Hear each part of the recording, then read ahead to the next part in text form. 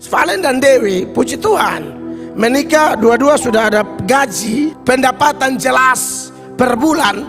Tapi jangan berpikir bahwa kehidupan kita tergantung pada gaji.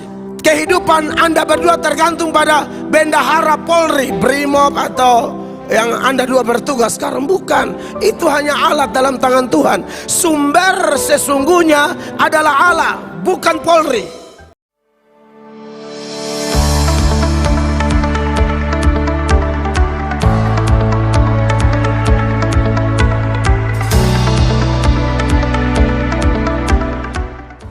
Puji Tuhan, salam. Pembacaan firman Tuhan pada pernikahan Pak Valen dan Ibu Dewi ini terpilih dari Matius pasal 6 ayat 31 sampai ayat 34. Matius pasal 6 ayat 31 sampai ayat 34. Ayatnya sudah ada di layar di depan. Mari Bapak Ibu perhatikan, dalam hitungan ketiga kita baca sama-sama ya. 1, 2, dan 3. Sebab itu janganlah kamu khawatir dan berkata, apakah yang akan kami makan, apakah yang akan kami minum, apakah yang akan kami pakai. 32. Semua itu dicari bangsa-bangsa yang tidak mengenal Allah. Akan tetapi Bapamu yang di sorga tahu bahwa kamu memerlukan semuanya itu. 33. Tetapi carilah dahulu kerajaan Allah dan kebenarannya, maka semuanya itu akan ditambahkan kepadamu. 34. Sebab itu janganlah kamu khawatir akan hari besok, karena hari besok mempunyai kesusahannya sendiri. Kesusahan sehari cukuplah untuk sehari. Mari kita tepuk tangan untuk firman Tuhan Yesus. Tema yang saya angkat dalam pernikahan ini menurut Matius pasal 6 ayat 31 sampai ayat 34 adalah rumah tangga yang mencari dahulu kerajaan Allah dan kebenarannya. Sekali lagi, rumah tangga yang mencari dahulu kerajaan Allah dan kebenarannya. Kemarin dalam peminangan sudah saya sampaikan bahwa tujuan orang menikah menurut ajaran Alkitab sebenarnya, menurut ajaran Kristen, tujuan utama adalah menikah untuk kepentingan Tuhan, menikah untuk kemuliaan nama Tuhan. Ya, tujuan itu dikasih tahu dan kemudian kita didorong terus menerus melalui yang pertama firman Allah, yang kedua melalui Roh Kudus, dan yang ketiga melalui keadaan sekitar kita. Untuk hari demi hari kita semua terus melakukan tema ini, mencari kerajaan Allah dan kebenarannya. Tuhan sudah pasang tujuan, maka kita mesti bergerak menuju tujuan itu. Tujuan itu apa? Yaitu kerajaan Allah dan kebenarannya, supaya yang namanya kepentingan Tuhan itu betul-betul menjadi gaya hidup kita, menjadi prioritas utama dari kita semua, khususnya Valen dan Dewi. Tadi di kantor melodi nyanyi lagu Bapa Kami yang di sorga dan seterusnya. Menarik kalau kita belajar tentang doa Bapa Kami itu ya. Dalam doa Bapa Kami itu doa yang bukan rumus, seolah-olah kita tidak boleh berdoa dengan cara yang lain, hanya pakai itu doa. Tidak juga. Tapi menarik, dalam doa Bapa Kami itu ada prinsip-prinsip berdoa. Saya sempat ingatkan ya Dewi dan Valen dalam konseling pranikah. Saya dorong kedua calon suami istri yang beberapa menit lagi akan sah menjadi suami istri yang sah di mata Tuhan ini, supaya mereka juga kuat dalam doa. Dan saya ingatkan tentang prinsip berdoa yang ada dalam doa Bapa Kami. Doa itu kalau kita tidak ngerti prinsip doa dalam doa Bapa Kami, kita seringkali salah berdoa, salah menempatkan Allah.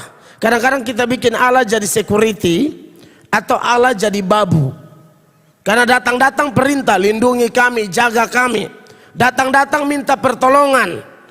begini begitu. Nah, ajaran yang benar tentang Kristen, doa itu prinsipnya di doa Bapa kami. Bapa kami yang di sorga, dikuduskanlah namamu, datanglah kerajaanmu, jadilah kehendakmu. Jadi doa itu dimulai dengan kepentingan Tuhan. Makanya mu.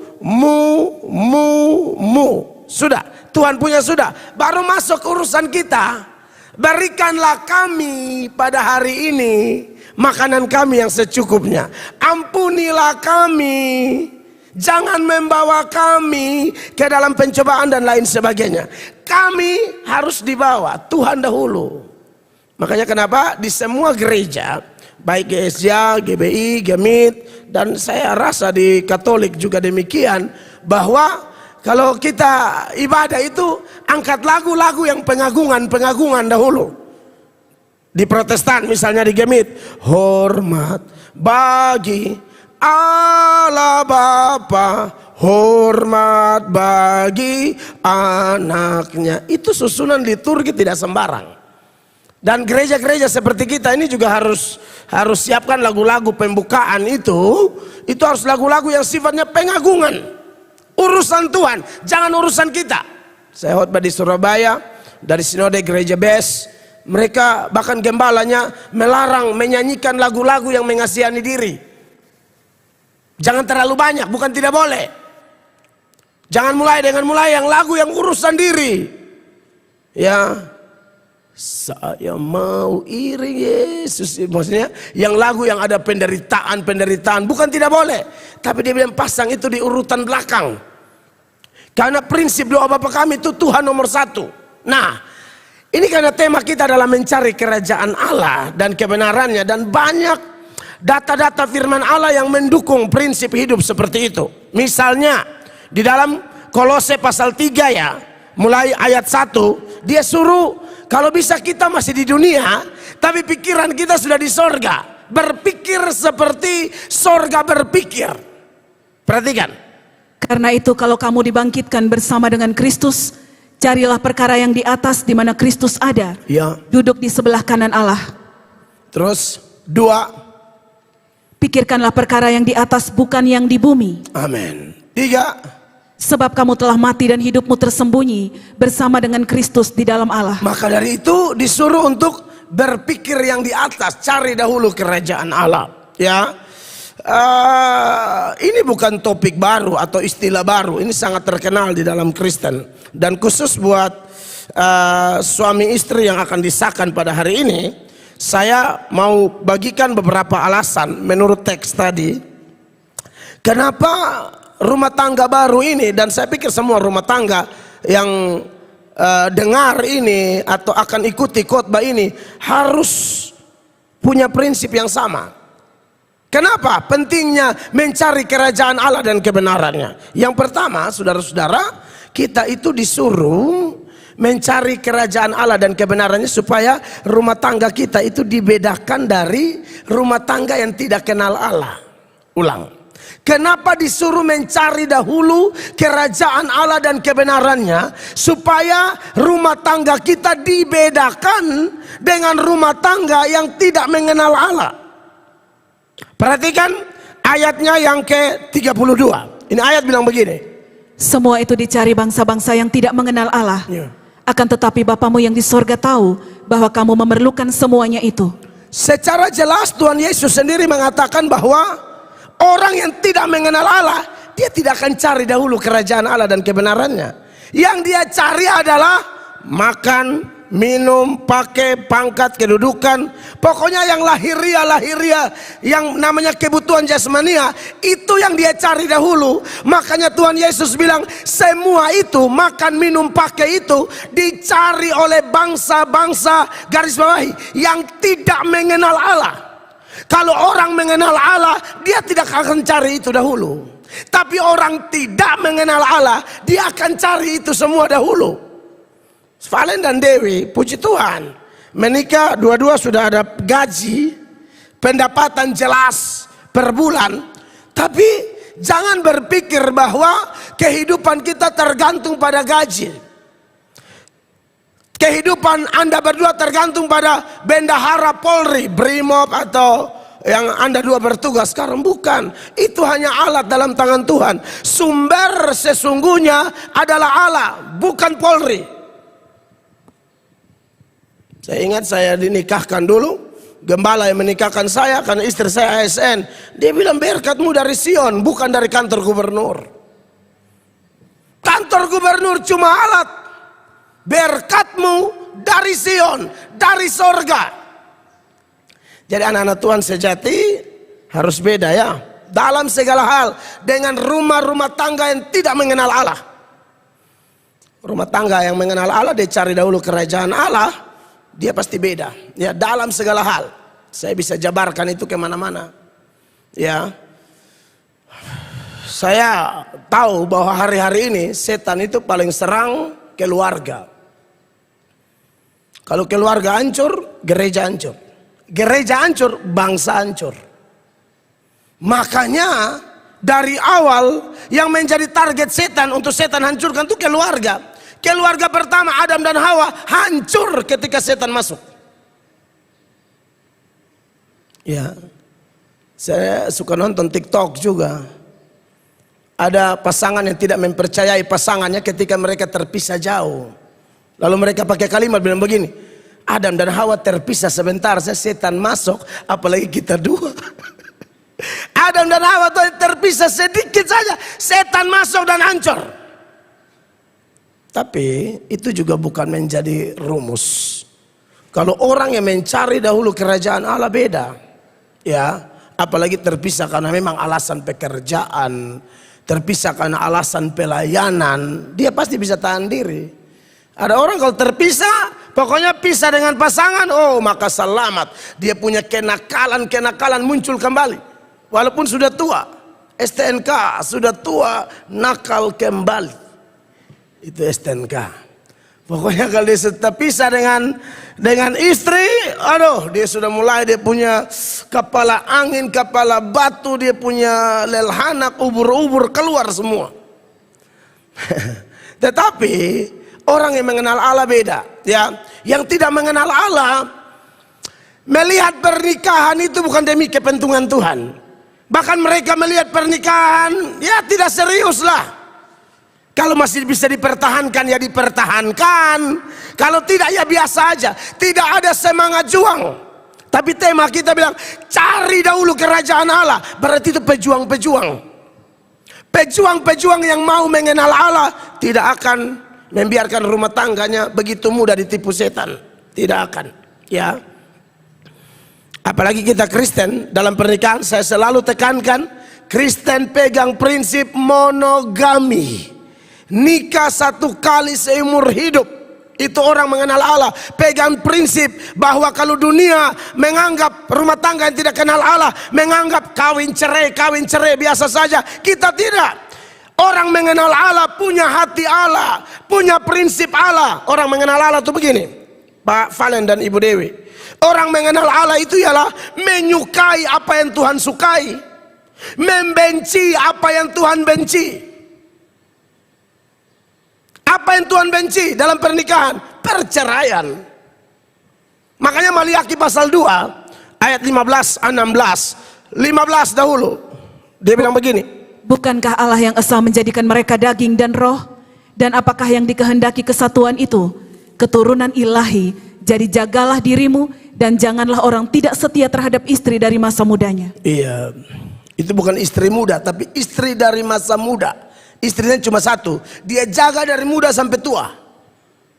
Ya, bukan istri masih muda jaga, sutua pokoknya lu jalan hati-hati. Tidak ada begitu, ya.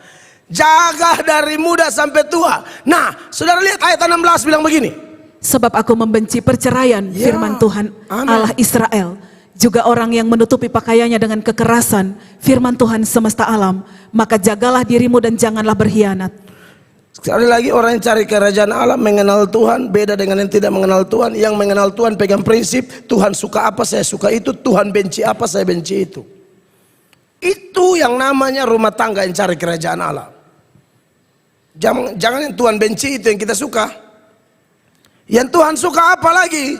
Kalau dalam rumah tangga yang mengenal Allah, yang beda dengan rumah tangga yang tidak mengenal Allah. Saya tahu dalam kepolisian, ya ini supaya semua juga tahu, Dewi punya pangkat lebih tinggi dari Valen. Betul toh? Anggota Polri dua-dua, istri pangkat lebih tinggi dari suami. Tapi dengar, itu di kantor.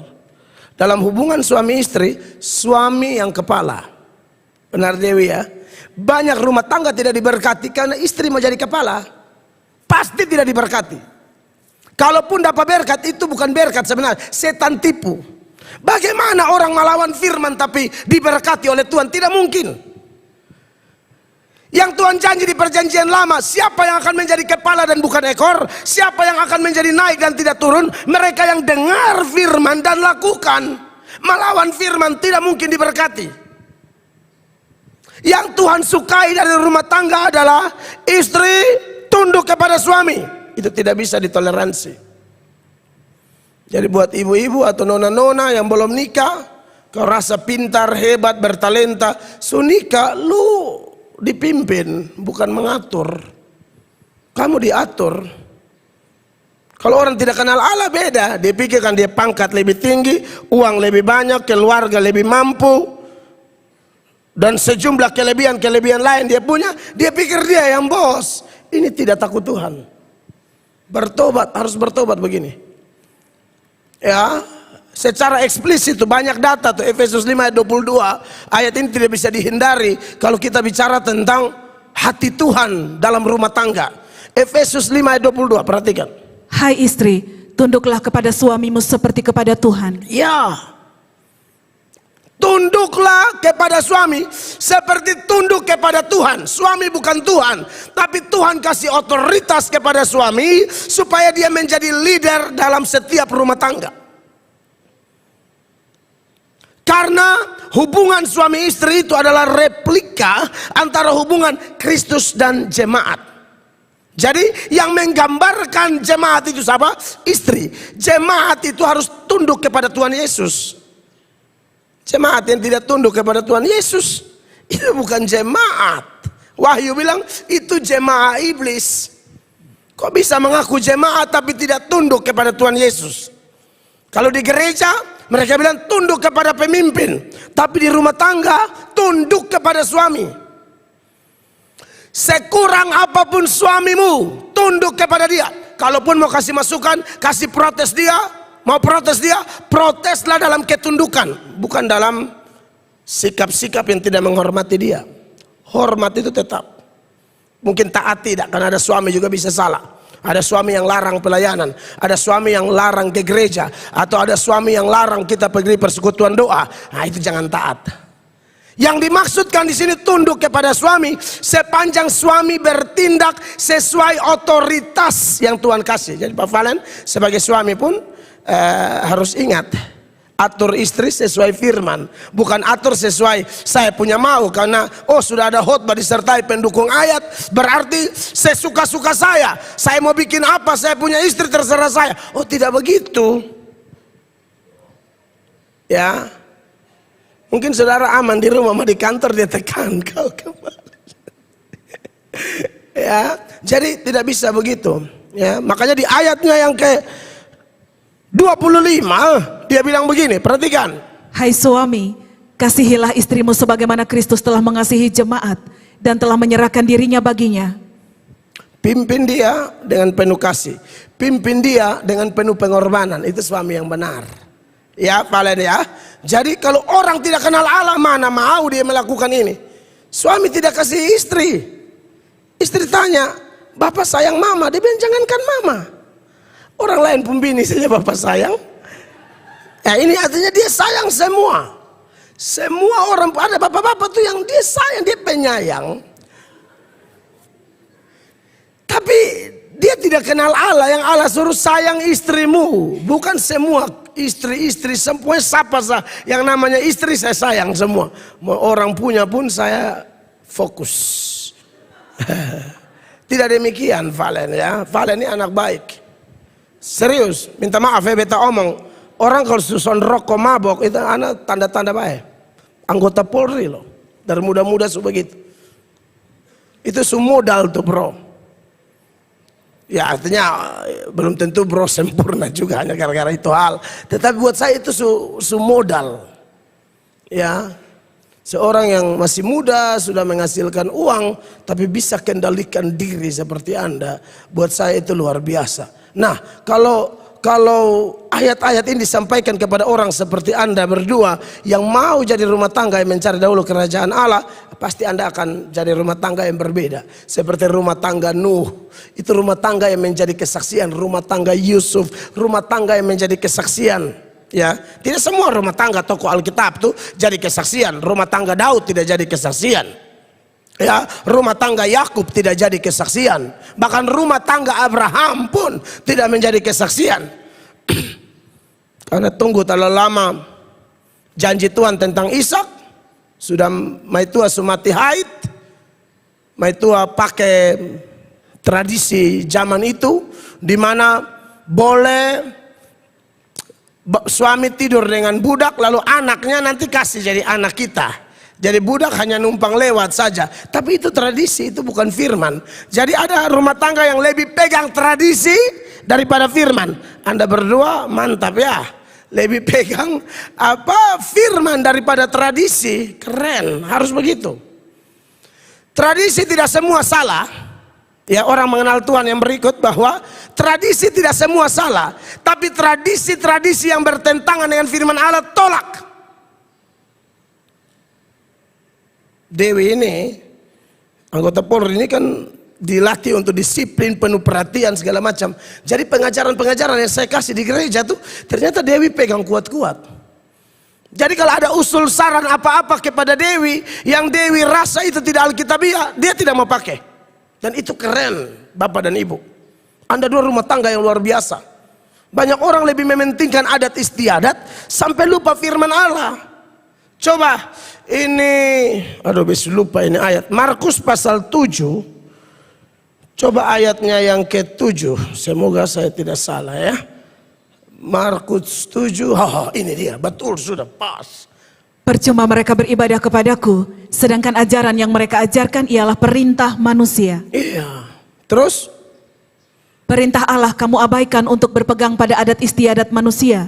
Orang kalau tidak kenal Allah, firman Allah dia geser. Adat nomor 1. Siapa anti adat? Yang kita anti itu kalau adat tidak sesuai firman. Beta jo orang belu, Dewi. Atok tuh belu tulen. Saya sudah bilang sama papa mama saya, keluarga saya, kalau urusan yang saya, dasarnya harus firman. Jangan coba-coba bawa pandangan ini, itu. Tidak, firman nomor 1. Makanya saya KKR di Kefa, di Atambua, keluarga saya orang belu itu hadir. Dan saya jelaskan firman baik-baik. Tidak semua adat salah.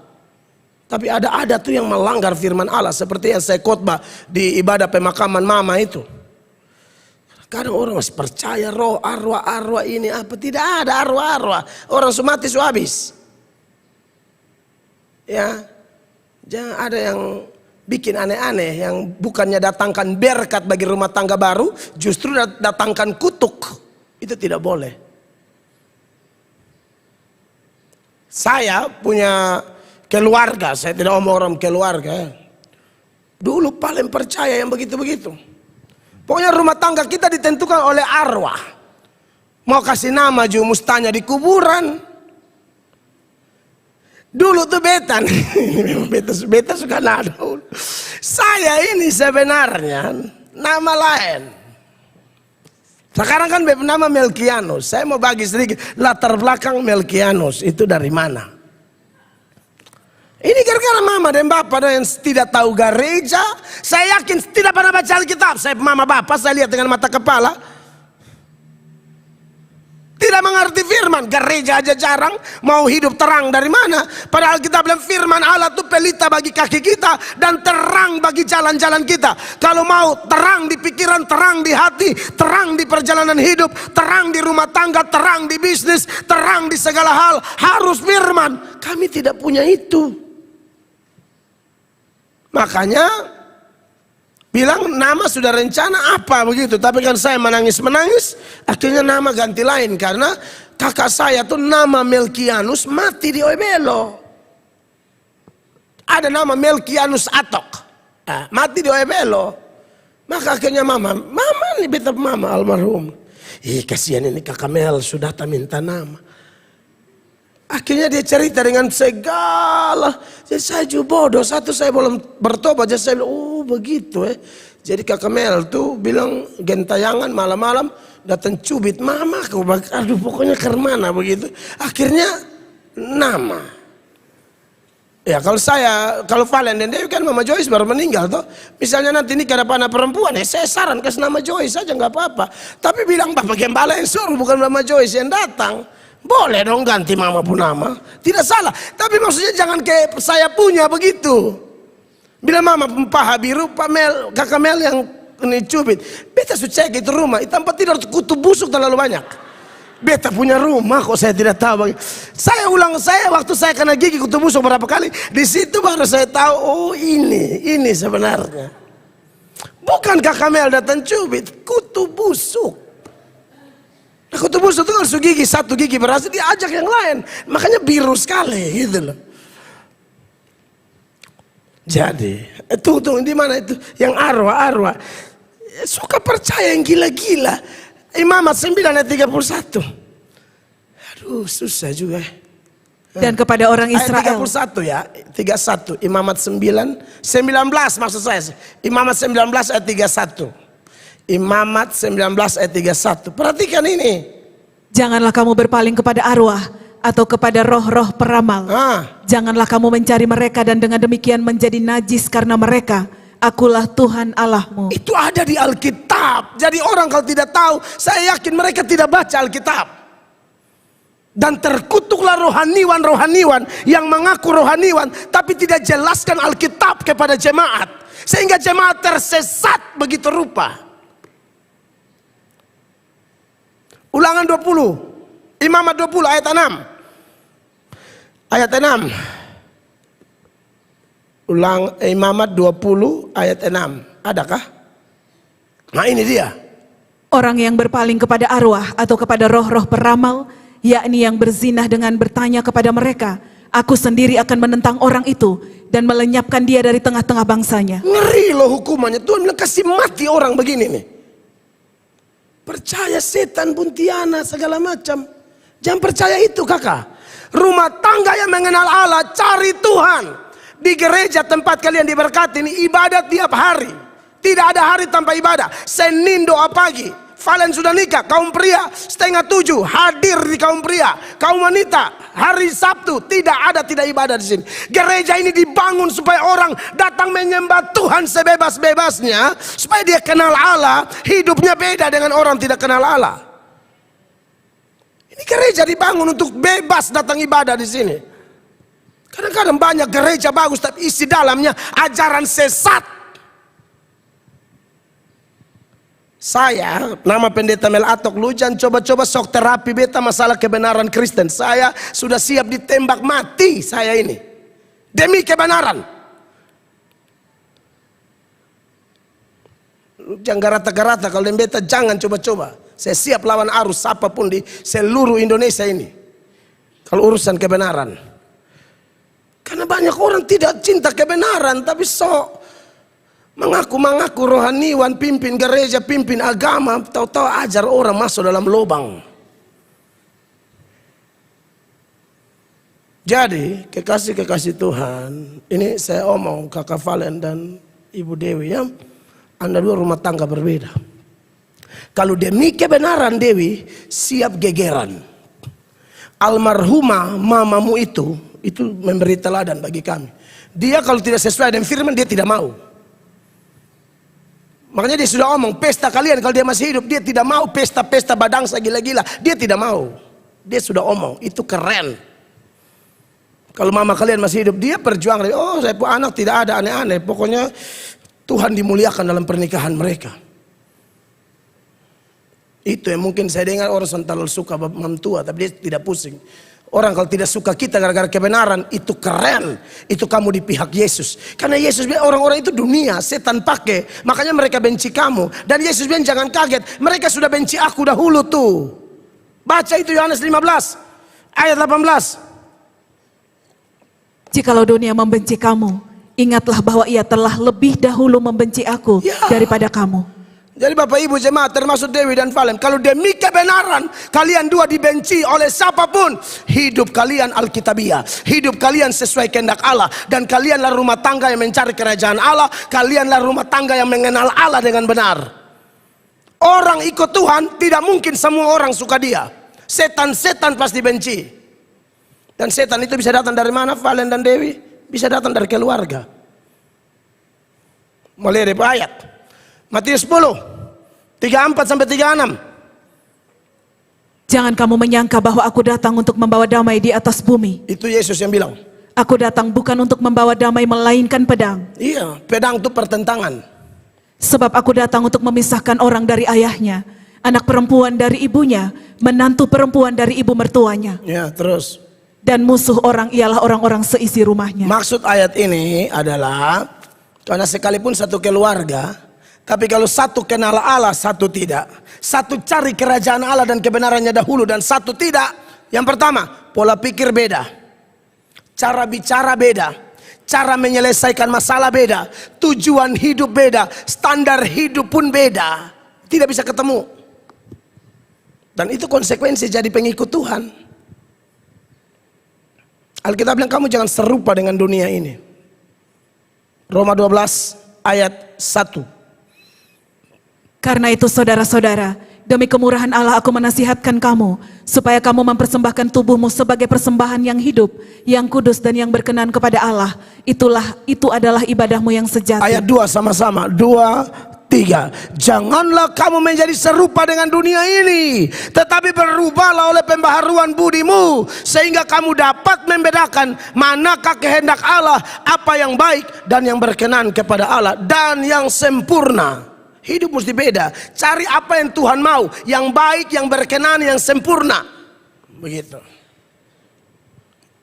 Jadi saya menaruh harapan besar sebagai gembala kepada Anda berdua.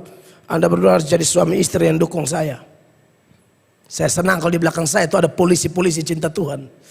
Saya senang sekali. Senang sekali.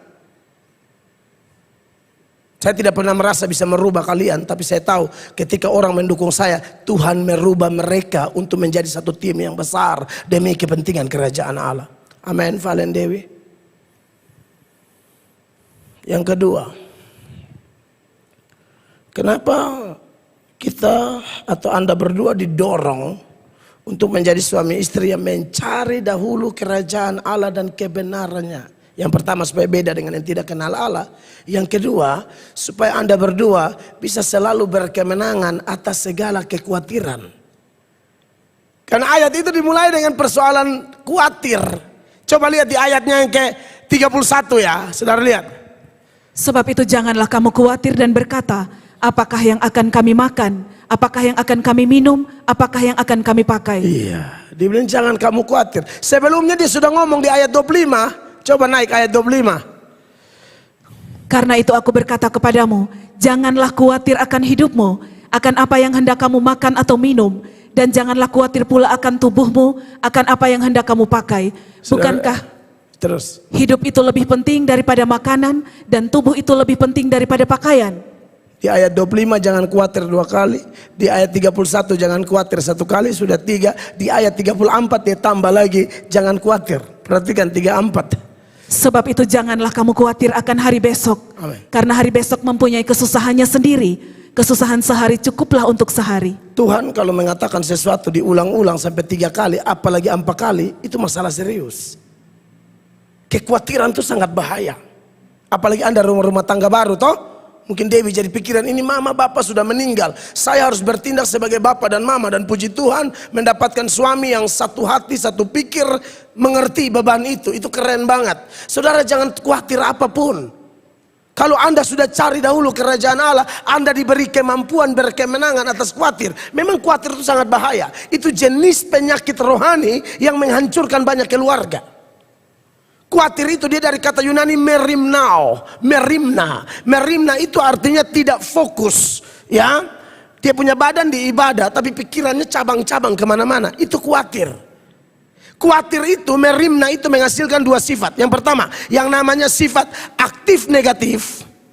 Yang kedua pasif. Aktif negatif itu begini, dia aktif tapi berdosa. Cari uang melalui apa? Judi. Cari uang melalui apa? Bikin nota fiktif. Cari uang melalui apa? Uang-uang haram. Anda kalau jadi polisi berdua, jadi polisi yang takut akan Tuhan. Saya hamba Tuhan mengingatkan, makanlah gajimu saja, jangan yang lain. Jangan bawa uang haram kasih makan anak-anak, bahaya. Orang yang tidak kenal Allah, khawatir, akhirnya apa? Aktif negatif. Kerja, tapi kerjanya tuh kerja berdosa. Wih, ngeri loh, tahun berapa? 1-2 tahun lalu. Saudara tahu tuh anggota polisi punya masalah di ini bangsa ini, terlalu banyak kita nonton. Ada yang tembak orang, ada yang narkoba, ada yang segala macam. Anda lihat itu orang-orang khawatir. Yang aktif tapi negatif. Anda berdua jangan. Kerja, kalau kalian pun gaji saya cukup. Cukup, Allah pasti punya cara memberkati kalian berlipat kali ganda. Jangan khawatir. Saya lihat kasihan ini berita, polisi narkoba, polisi tembak orang, polisi perkosa orang. Itu yang kita nonton, kita dengar. Kasihan, kalian jangan jadi polisi begitu. Itu cuma oknum. Tapi kasihan, kita nih pendeta tuh doa buat Polri supaya menjadi alat dalam tangan Tuhan. Tapi kadang-kadang ini oknum-oknum ini yang bikin mencederai nama polisi. Kalian berdua jangan. Saya khotbah ini, kalian dua anggota Polri, di depan Kapolda, Kapolres saya bicara keras.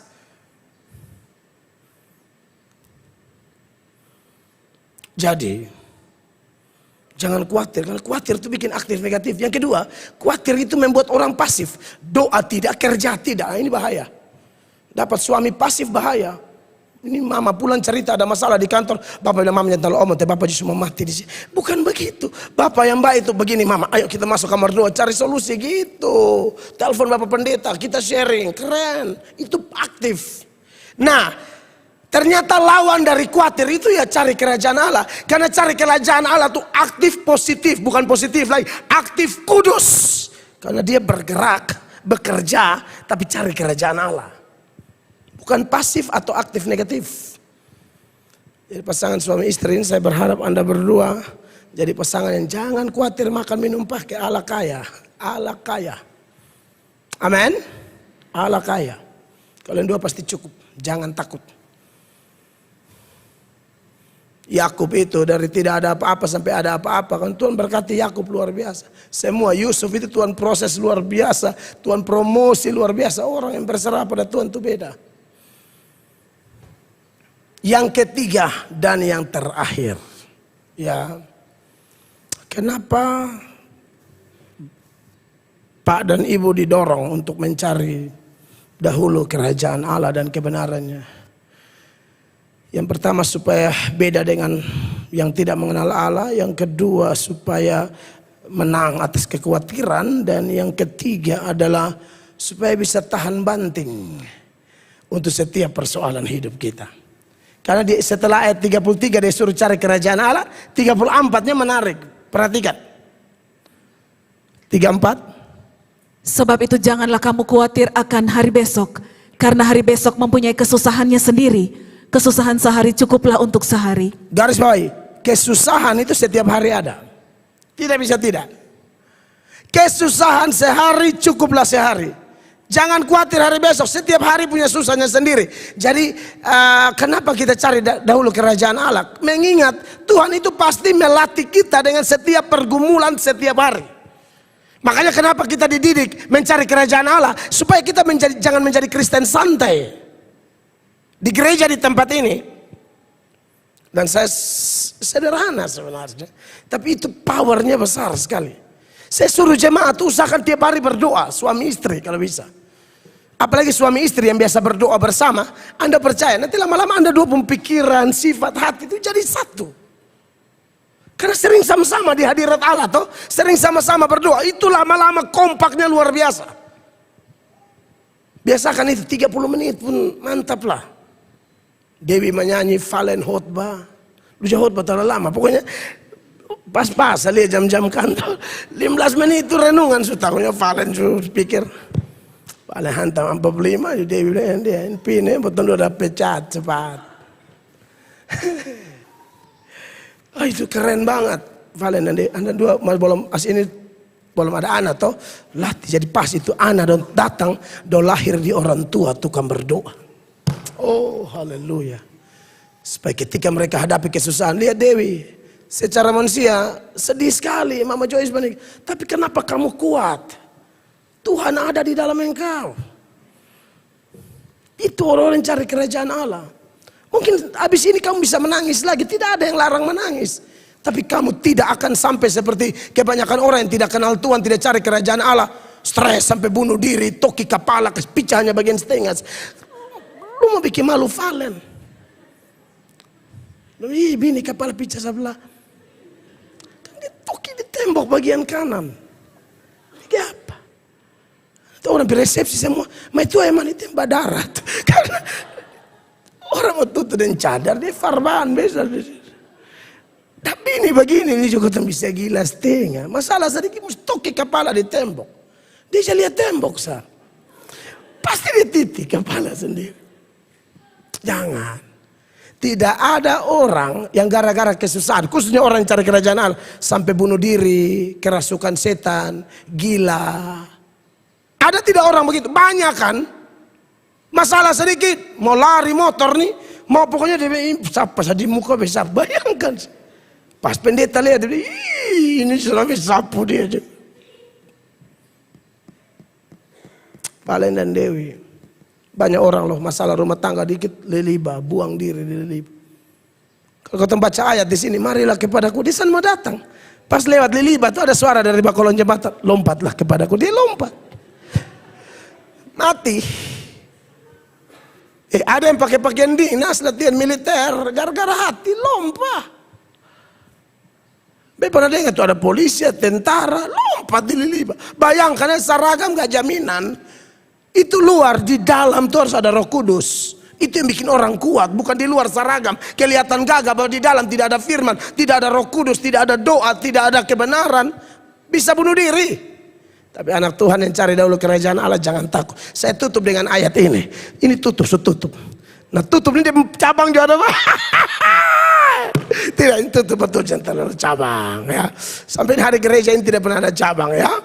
Dia satu saja. Sudah ada yang bilang, Pak buka cabang sini. Hibing kapal sakit di sini. So, bangun besar-besar cabang-cabang bikin pusing. 1 Korintus 10 ayat 13. Ayo kita baca sama-sama 1, 2, 3. Pencobaan-pencobaan yang kamu alami ialah pencobaan-pencobaan biasa yang tidak melebihi kekuatan manusia. Sebab Allah setia dan karena itu Ia tidak akan membiarkan kamu dicobai melampaui kekuatanmu. Pada waktu kamu dicobai, dengar, Ia akan memberikan kepadamu jalan keluar sehingga apa? Kamu dapat menanggungnya. Tidak mungkin bunuh diri, tidak mungkin gila. Yang gila dan bunuh diri itu karena tidak cari dahulu kerajaan Allah. Roh Kudus tidak ada dalam dia. Orang ada Roh Kudus tidak mungkin bunuh diri. Amin. Nanti di rumah tangga bisa bertengkar tidak? Oh bisa dong. Bapak gembala dan mama gembala aja bertengkar. Itu biasa, itu bumbu-bumbu dari rumah tangga. Tapi tidak akan kita bikin yang aneh-aneh. Habis bertengkar saling memaafkan. Selesai. Bertengkar yang tidak perlu-perlu tak usah dipanjang-panjangkan. Ya, tak usah bertengkar hanya gara-gara nonton sinetron. Mereka bisa bertengkar. Bapak bela laki, mama bela ibu di sinetron itu. Ada dua baca ke barabe di situ. Baru orang ada tipusan dong dengan ini skenario. Ya, doa saya Tuhan memberkati Anda berdua ya.